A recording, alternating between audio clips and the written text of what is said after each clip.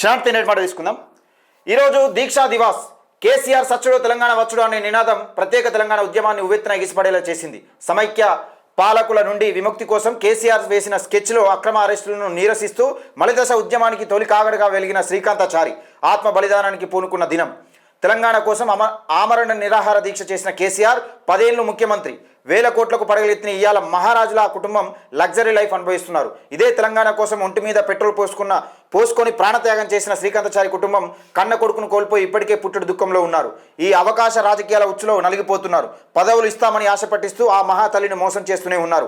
ఎవరి తెలంగాణ, ఎవరి కోసం ఏర్పడ్డ తెలంగాణ? అమరుల త్యాగాలను విస్మరించిన తెలంగాణ, దొరలు పెత్తందారులు దోచుకుంటున్న తెలంగాణ అని పెద్దపల్లి రాజన్న.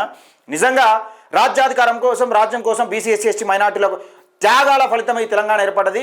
త్యాగాల ఫలితం ఏర్పడ్డ తెలంగాణలో దొరలు పెత్తందారులు మళ్ళీ ఏ దొరలనైతే ఊళ్ళకెళ్ళి తరిమి కొట్టినామో అదే దొరలు మనం నెత్తి మీద తీసుకొచ్చి ఎక్కించుకున్నాం. వాళ్ళేమో లక్షల కోట్లకు, వేల కోట్లకు పడగలెత్తిరు. కానీ మనకు మాత్రం తెలంగాణ ప్రజలకు మాత్రం 7 లక్షల కోట్లు అప్పైంది. ఎవడి తెలంగాణ, ఎవరి కోసం జెండాలు మోస్తున్నాం, ఎవరి కోసం జిందాబాద్లు కొడుతున్నాం అనేది ఒక్కసారి ఆలోచన చేసుకోండి.